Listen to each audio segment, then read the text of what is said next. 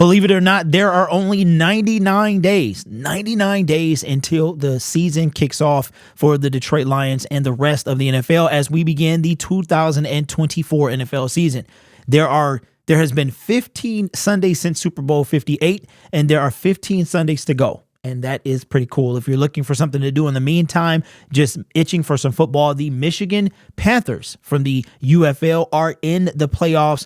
They have one more game to finish their season against the Birmingham Stallions. Then they play them again in the playoffs. And then if they win that game, then they would go to the whatever the championship game is for the UFL. So if you need something to do, and then summer will be here and we can do some things outside. But I saw an article from Sideline Report, and these are 5 cut candidates going into the summer for the Detroit Lions. Now, the 90-man roster is full at this point, but there will no doubt be transactions between now and the start of training camp. And even once that happens, don't forget there's a cut, one massive cut. Remember 2 years ago when there were 3 cuts? You had like the small cut, another small cut, and then the largest cut. Now they're just one and done, cutting 21 individuals as the preseason ends. So I have not seen this list. A lot of times I like to look at it so I can see what you guys see at the same time. So let's take a look at 5 Detroit Lions cut candidates heading into the summer. The first one is Coyote Owasika. Now, Coyote kind of reminds me of Obina Izzy, who plays for a different team now and is actually under the International Pathway Program. So he's one of those players. But this guy is kind of one of those practice squad dudes, man, that really hasn't had much of an impact on the team. I know that Dan Campbell likes to talk very highly about. Of course, he's not going to say anything negative about his guys, but Coyote, I could definitely see him being a cut candidate. Who is next? Let me see. Hit the next button there as soon as my computer. Man, these ads are ridiculous. I had an ad blocker. Wide receiver Traquan Smith.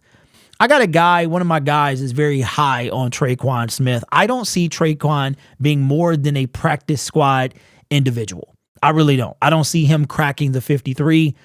To me, he's kind of like that Denzel Mims. Not Denzel Mims. Yeah, Denzel Mims, right? Yes, Denzel Mims. Yes, from last year. Massive potential, got hurt. That's the reason he didn't make it. But I don't think Traquan is going to have much of an impact. Practice squad at best, in my opinion. We are still looking for a receiver, if you ask me, but I don't think it's going to be Traquan.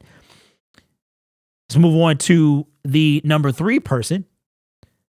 Running back Zonovan Knight. Now, this one is definitely intriguing as well because we did draft Sione that is going to play running back. So it's already been stated. It was either Dan Campbell or Brad Holmes said this guy is going to play running back. I know he kind of is a hybrid player, can play safety as well, but this guy is going to play running back most likely. So now you're talking about Jahmyr Gibbs, David Montgomery. Then you have Craig Reynolds, who finds a way to make the team. It seems like every year, man, we have that Miles Killebrew player that finds a way to make the team. And Craig Reynolds, going all the way back to the 2022 offseason when we saw Hard Knocks, how he, they were talking about how the offensive line, how the team would react if Craig Reynolds was cut because he embodied what the Detroit Lions are. If he's going to be number 3, you have Jamar Jefferson, and then you have Zonovan Knight. Don't forget about the practice squad guy. So if you're talking about completely being cut period. That means not even on the practice squad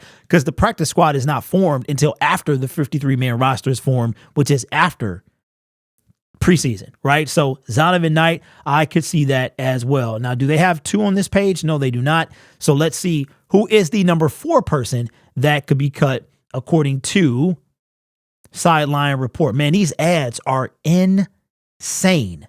Just absolutely ridiculous. Wow, this one right here is a bit of a surprise. Cornerback Kendall Vildor.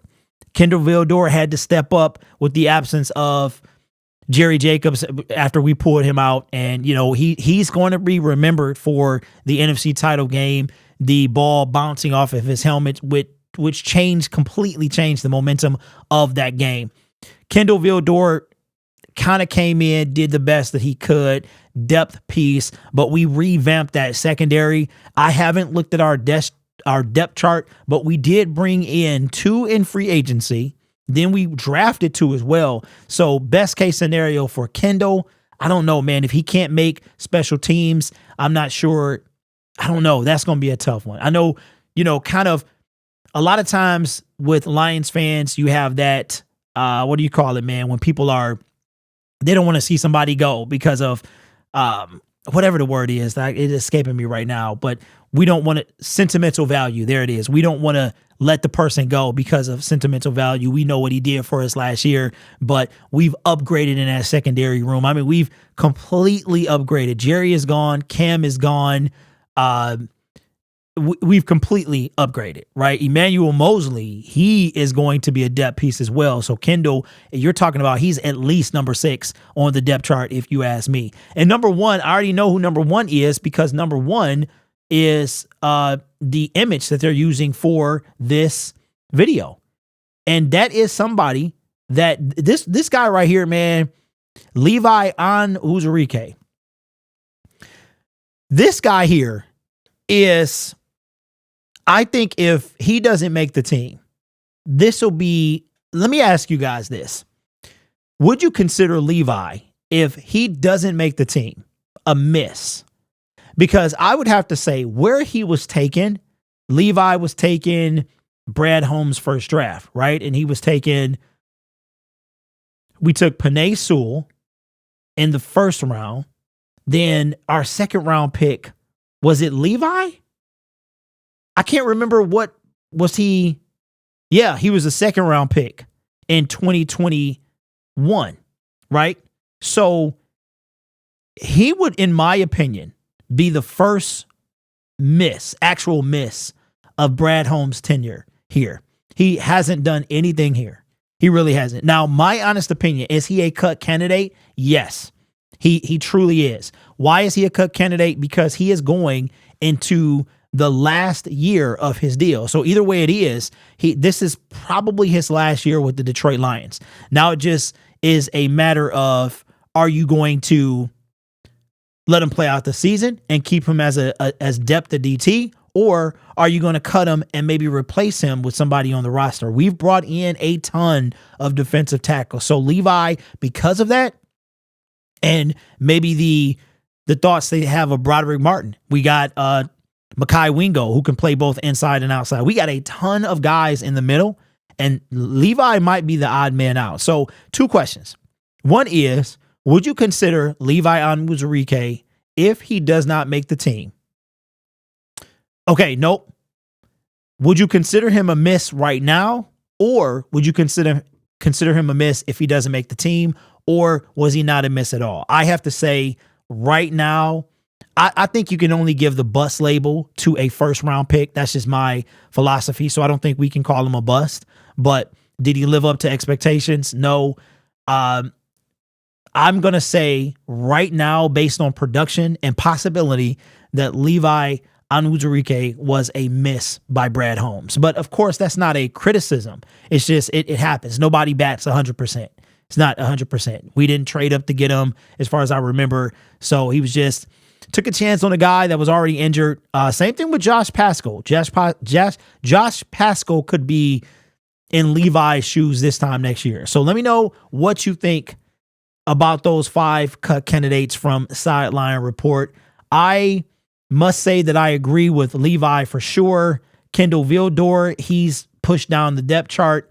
Zonovan Knight, I could see that as well, because Craig is probably, 3 could be, Sion could come in and take 3, right? Which will push Craig to 4. And those other 2 folks as well. So let me know your thoughts about those 5 cut candidates, and list anybody else you might have as a cut candidate in the comment section. You guys are awesome. Don't forget, this channel is made possible by viewers, subscribers, and members just like you. Take care of yourself and each other. And as always, go Lions.